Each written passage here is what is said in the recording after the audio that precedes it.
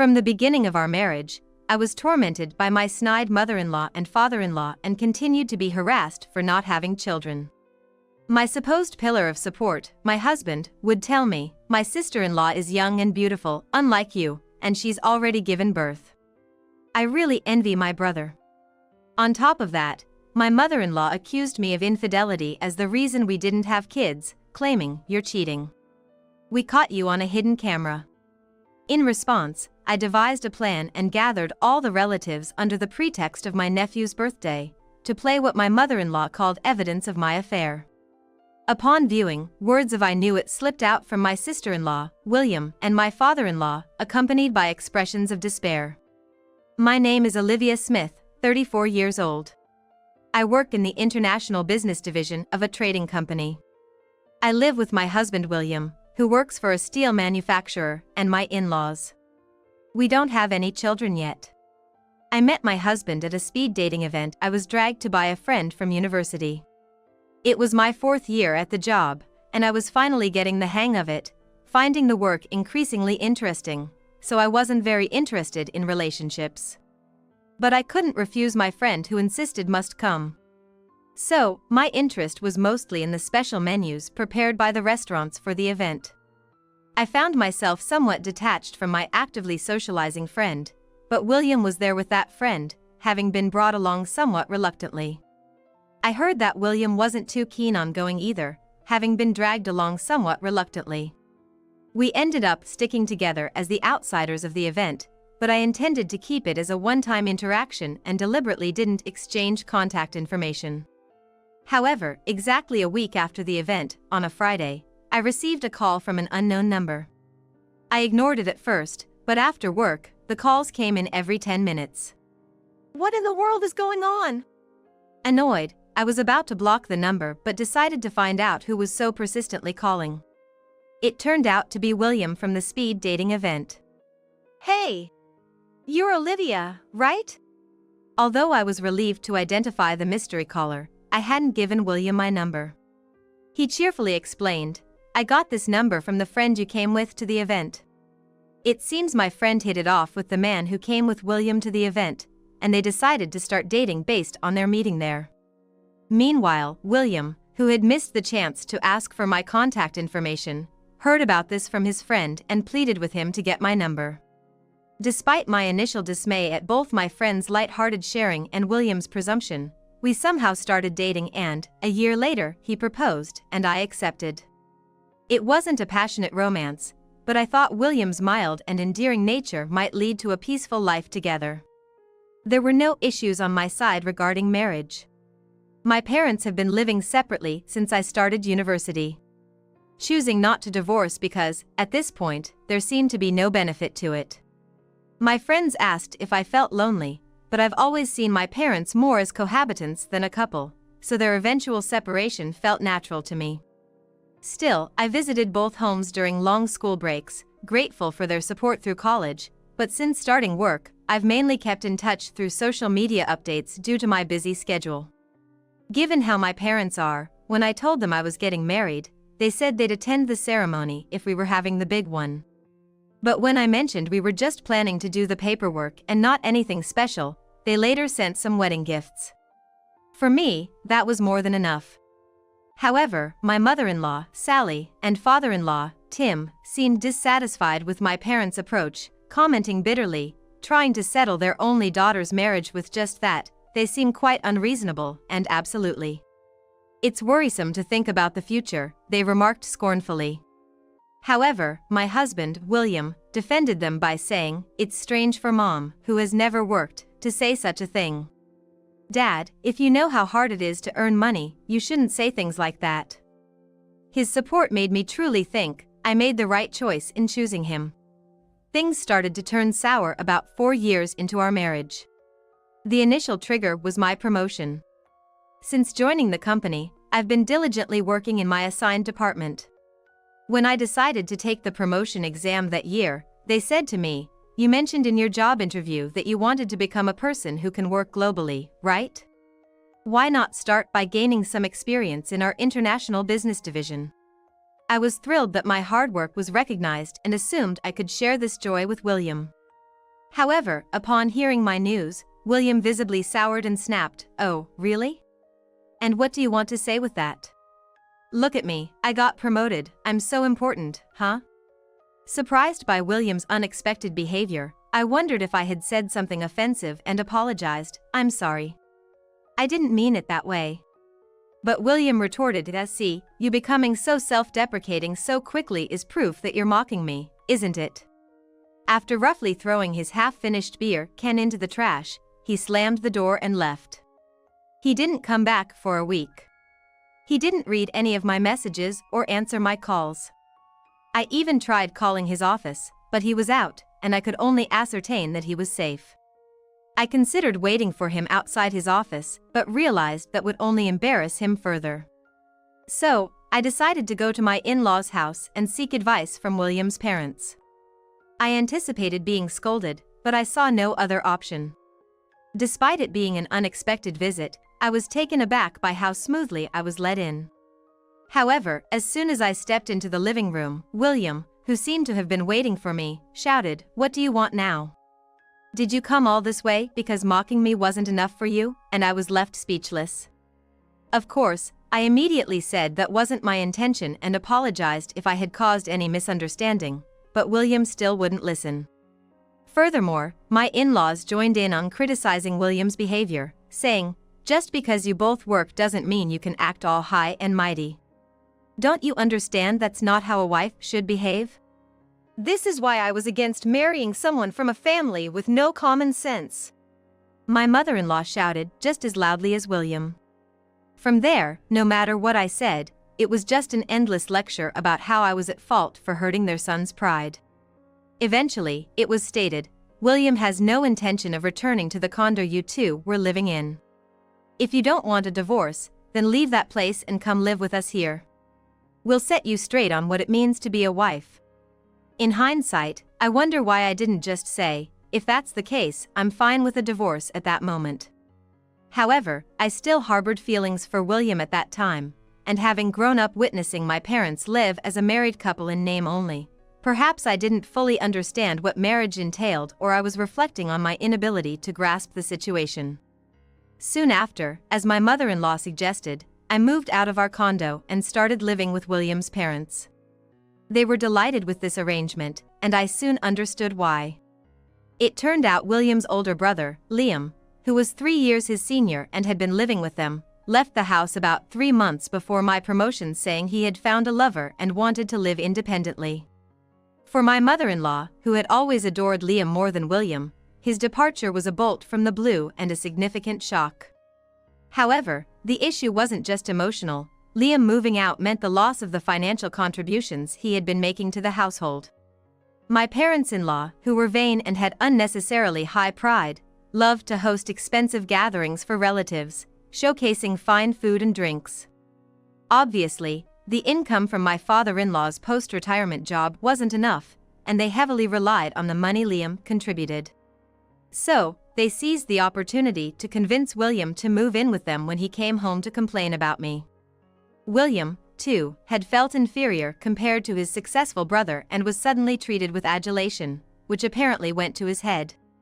When I realized this, it was an eye-opening moment, but trouble continued to follow. Shortly thereafter, Liam got married to Emily, who turned out to be quite a character. Emily was 6 years younger than Liam, making her 2 years younger than both William and me. She appeared frail and delicate at first glance, the kind of woman who stirs a man's desire to protect. This was true for both my father-in-law and William, who became noticeably flustered and fawning every time Emily visited, practically forming her entourage. Naturally, my mother-in-law, displeased, told me, "The reason William is so smitten with his brother's wife is because you lack appeal. If you would just give us a grandchild, I'm sure my husband would regain his composure as a grandfather." To top it all off, they even started telling me to quit my job and focus on getting pregnant. However, due to my in-laws' wasteful spending, the household expenses at my in-laws' place were skyrocketing, and William's salary alone couldn't possibly cover them. Even when I showed the household budget to explain, the response was dismissive. "All of this just shows how poor you are at managing. Really, you're full of excuses," and they continued to endlessly repeat criticisms about me without listening. Just when things couldn't get more complicated, my sister-in-law became pregnant.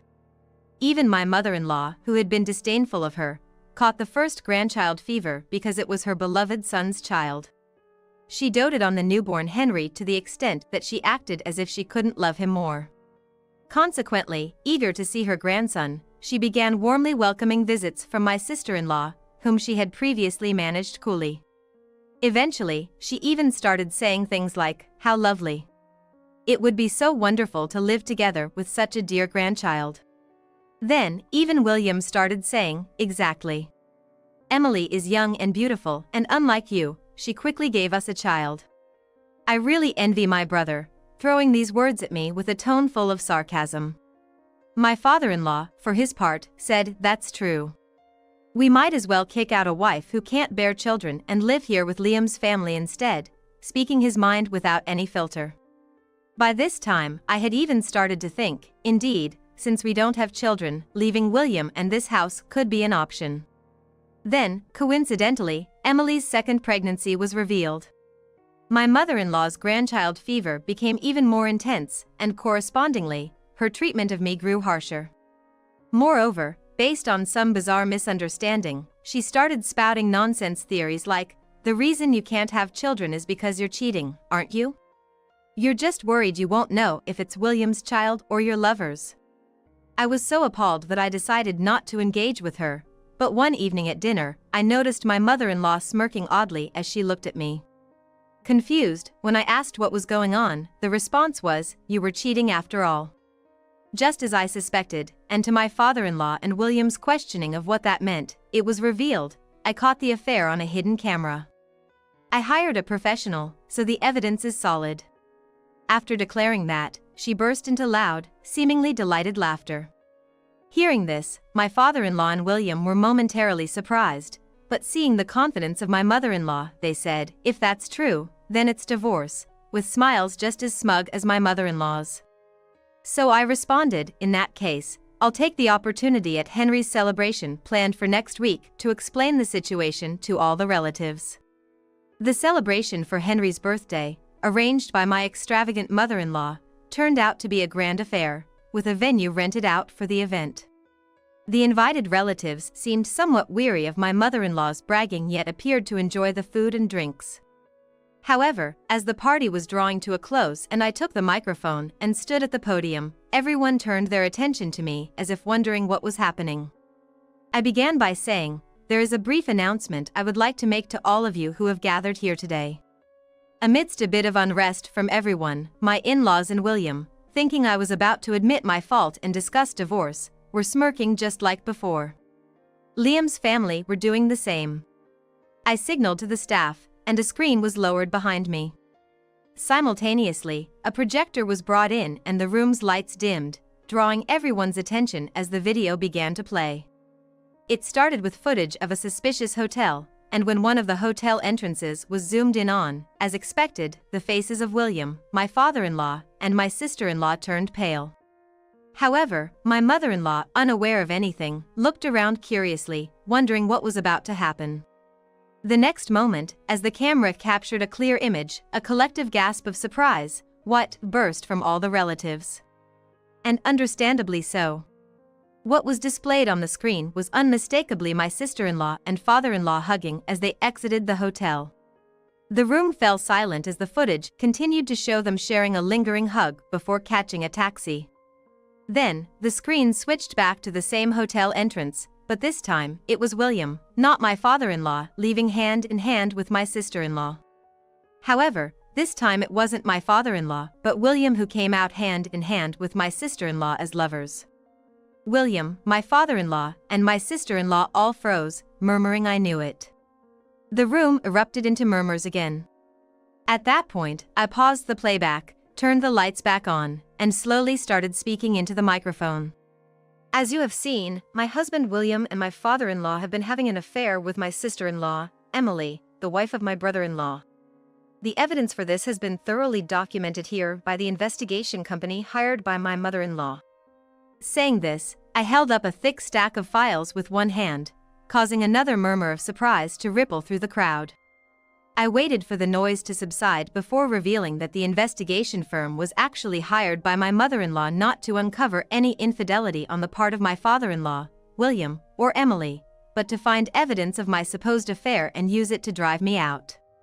Probably fed up with my presence, William must have filled her head with all sorts of baseless accusations. Although, anyone who takes such stories at face value is questionable themselves. I said this with a light laugh, and the relatives looked at William and my mother-in-law with disdain. My mother-in-law, having received a report from the investigation firm that they had secured the evidence, declared victory over me for catching me in an affair without even checking the contents. Unfortunately for her, I have no idea what she's talking about. I continued, then displayed a photo on the screen. It was a snapshot taken at the hospital when Henry was born, showing my sister-in-law holding Henry in the center, my brother-in-law smiling next to her, and William and I were in the background, having come to celebrate. I have always been disliked by my mother-in-law, who, I believe, did not have a single clear photo of me. Therefore, she mailed a snapshot to the investigation company, asking them to find evidence of the daughter-in-law's infidelity. While speaking, I glanced at my mother-in-law, who seemed caught off guard and wore a look of astonishment, as if I had hit the nail on the head. However, the investigation firm that had been hired had mistakenly believed the wife in question was my sister-in-law, who was seen holding the child. As the investigation commenced, they unexpectedly caught my father-in-law and William visiting hotels with my sister-in-law. Thinking my brother-in-law was the husband in question, the firm informed my mother-in-law they had captured evidence on camera. She, in turn, mistakenly believed this to be proof of my infidelity. On the other hand, when I was suddenly declared to have evidence of an affair, I was initially shocked but then remembered something crucial. It was the name of the investigation firm listed on the statement of a family card used by my spendthrift mother-in-law. She had me create a family card for her to use when her own credit card's limit was insufficient for her shopping sprees. Frustrated by her making large purchases without consulting me, I had set up the card statement to be viewable via an app to check the monthly charges in advance. So, I took a half-day off the next day, looked up the investigation firm on the internet, went there, and explained the situation. I then formally requested an investigation from them. The firm, realizing their mistake, was eager to rectify it and quickly provided the results in an effort to make amends. After the screen was removed and the room brightly lit once again, my sister-in-law, father-in-law, and William all had pale faces, clearly shaken by the revelations. Then, I approached a great-uncle and his wife, relatives before whom my in-laws particularly revered, and said, "I am truly sorry, but I would prefer not to have the children, especially Henry, hear what comes next. Could I trouble someone by asking them to wait in another room, as I respectfully requested?" Then, the great-uncle and his wife briskly walked up to my sister-in-law, lifted Henry in their arms, and entrusted him to their own children's couple. Seizing the moment, other children were also led by several women into another room, leaving behind relatives with a demonic countenance and my bewildered mother-in-law and brother-in-law. My father-in-law, William, and my sister-in-law were left, shrinking and trembling under their fierce glares. Suddenly, my mother-in-law, who had been trembling until then, leaped in front of my sister-in-law and exclaimed, "What have you done to us? How dare you betray me, Liam and William?" No sooner had she screamed than she lunged at my sister-in-law. Although some relatives hurried to stop her, my sister-in-law was completely petrified by her look. My father-in-law and William next to her felt the same. However, I decided to tell them something. Unfortunately, I will be divorcing William. I apologize for any inconvenience caused to everyone here until the end. However, according to the investigation company, this inappropriate relationship among these three individuals did not start just recently. The restoration of our marital relationship is now impossible. After saying that, while covering half of my face with a handkerchief, I added, "Ever since I read the investigation report, I've been tormented by thoughts that perhaps Henry, and even the child currently in my sister-in-law's womb, might be the child of either my father-in-law or William. It's been incredibly painful to consider such possibilities." As I staggered, feeling perhaps I had gone too far, the women remaining in the venue hurried over. They supported me, patting my back and holding my arms, while directing their scorn towards the three men, saying, "Honestly, how shameless can you be? Absolutely disgusting. Poor thing." The men also surrounded the three with looks full of contempt, sending cold glares their way. My father-in-law and William just turned pale, remaining silent, while the hall echoed with my mother-in-law's tirades and my sister-in-law's sobbing. The words I set off that day spread far and wide. Learning about his wife and brother's affair with their father, Liam was initially in a daze, but as he regained his senses, he began to seriously doubt the second suspicion I had thrown into the mix, that of cuckooing. Cuckooing, that's just her blatant lie, right? Henry and the baby in her womb are unmistakably your children. My sister-in-law desperately pleaded, but a suspicion once planted doesn't disappear with just a few words. Behind my sister-in-law's back, Liam obtained a paternity test kit to check their relationship, and it turned out to be negative. However, even when faced with these results, my sister-in-law adamantly refused to admit to cuckooing, prompting Liam to contact my sister-in-law's parents. Caught off guard by the news, my sister-in-law's parents weren't satisfied with Liam's story alone and came to my office to demand an explanation of the whole affair. Though I found it bothersome, I thought it was a procedure that had to be done at some point anyway. The next day, I took a half-day off to meet with my sister-in-law's parents and the couple at the law firm I had hired. After showing them the related documents and the infamous video provided by the lawyer, my sister-in-law's parents were in shock. Seeing this, my brother-in-law smugly claimed, "Didn't I tell you? She betrayed me, having affairs with both my brother and my father. It's certain that not just Henry, but the child isn't mine either." However, a lawyer interjected, "Could we please leave that discussion to those it concerns? The reason we invited you here today is not to debate the paternity of the children, but to address the issue of affairs." He was taken aback by this firm clarification. Well, of course. I'm baffled as to why the lawyer I hired should side with Liam. But what surprised me even more were my sister-in-law and her parents. After all, William's affair with me was because you were such an unaffectionate wife, too caught up in your work, right? If anything, it's your own fault.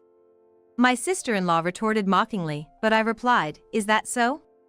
Then we have no choice but to let a third party decide who's right. Perhaps, a judge?"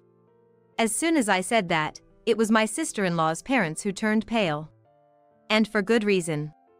Both of my sister-in-law's parents are teachers at a prestigious girls' school in their region. It wouldn't be surprising at all if rumors started flying about the daughter of teachers at a traditional girls' school, which prides itself on nurturing good wives and wise mothers, getting sued for adultery with her brother-in-law and father-in-law, and for cuckolding, causing trouble even for her parents. As soon as I mentioned the possibility of a lawsuit, my sister-in-law's parents practically dragged her and pleaded, "We are truly sorry." But for me, an apology from anyone at this point regarding this matter is irrelevant. So, I gave a nod to the lawyer, stood up, and left the place. Later on, the lawyer informed me that after I left, Liam, my sister-in-law, and her parents continued to make a scene until they were sternly warned that the police would be called if they didn't leave immediately. Around the same time I demanded property division from William, I learned about the fate of the entire family through him. Liam refused to pay child support for Henry, and for the unborn child, he denied payment unless DNA testing proved the child was Liam's. He reportedly declared that he would file a denial of paternity suit as soon as the baby was born. Despite things settling down on my end, my sister-in-law's parents, out of fear, forced her to undergo prenatal testing against her will. The results confirmed that, shockingly, the fetus was William's, not Liam's. Furthermore, discovering that Henry's father was actually my father-in-law, the situation became utterly irredeemable. Upon learning the truth, my mother-in-law was so shocked to find out that the grandson she adored, Henry, was actually her husband's child that she mentally collapsed. It seems she aged rapidly, and now she's practically bedridden, with her husband taking care of her around the clock. However, Liam is furious with both the father-in-law and William, blaming them for causing the breakdown of his marriage. Furthermore, it was suggested to his father, "I won't take care of you in your old age at all. you'll have to rely entirely on William for that. His father, in his attempts to catch Emily's attention, had secretly spent most of his retirement funds on expensive brands and jewelry for her, leaving him with almost nothing. Consequently, any inheritance was offset against this, and their parents, abandoned by Liam, seemed desperate not to lose William as well. However, William himself, in addition to facing claims for asset division from me, was apparently being pressured to remarry by Emily, who, after being divorced by Liam, demanded, "Given the situation, you'll have to take responsibility for me and the child I'm carrying." I'm truly sorry for everything that's happened. Let's start over. I love you, Olivia. However, it was clear to me that what he wanted back wasn't my affection but a source of income and a wife to serve his family for free. Having no lingering feelings for William, I told him to communicate through lawyers again and blocked him on everything except one social media account. Eventually, after some time, the divorce was finalized. And the alimony and property division payments were fully transferred. According to the lawyer, Emily continued to live in the in-laws' house, pretending to be William's wife to those around her. However, after the incident was whispered about by the relatives who were present at that time, the neighbors continued to talk behind their backs, referring to them as a shameless family. This led them to become shut-ins at home. Since Emily did not help with the care of her mother-in-law, nor did she take care of Henry or the newborn, the kindergarten, concerned about Henry's dirty clothes, reportedly called child services. In the end, Emily's parents took in the two children when they arrived, but they reportedly told her, "You are no longer our daughter, nor are we your parents. Never show your face to us again." With nowhere else to turn, Emily came to rely entirely on William. It seems they're having a tough time, with William being the sole breadwinner for 4 adults, including a mother who requires nursing care. Furthermore, according to an acquaintance who works at the same company as William, one of the relatives works at an affiliated company. They've said the story has spread, exaggerated for entertainment, and now he's become the target of rumors, being called a scumbag. Despite the challenges of their living situation, it seems they have no choice but to continue working, albeit with a sense of shame. On the other hand, Liam seems to have adopted a stance of being a fellow victim in relation to me. However, despite the differences in degree, the fact that he looked down on me along with Emily and the parents-in-law, labeling me as a woman who couldn't have children, remains unchanged. Naturally, even when we crossed paths at the company, I completely ignored him. But once the rumors somehow spread within our company as well, the incessant whispering became unbearable for my brother-in-law, who voluntarily requested a transfer to a regional subsidiary. Later, after everything had settled down on my end, there was a discussion about a transfer to an overseas branch. While I had expressed a desire to work internationally during my job interview, the sudden opportunity genuinely caught me off guard. However, my superiors encouraged me, recognizing the career I had diligently built since joining the company and the language skills I continued to learn in my spare time. Additionally, feeling weary of being the subject of office gossip, much like my brother-in-law, though for reasons tinged with sympathy towards me, I decided to accept the assignment and relocate, making a bold move towards a new chapter in my career.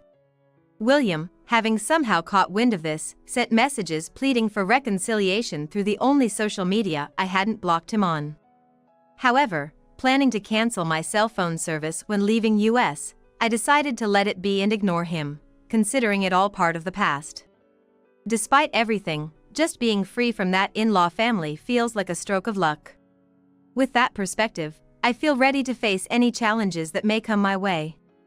It might seem mercenary, but it's my honest feeling. I realize now I had been too self-deprecating. Moving forward, I'm determined to approach things with a positive attitude and give my best effort.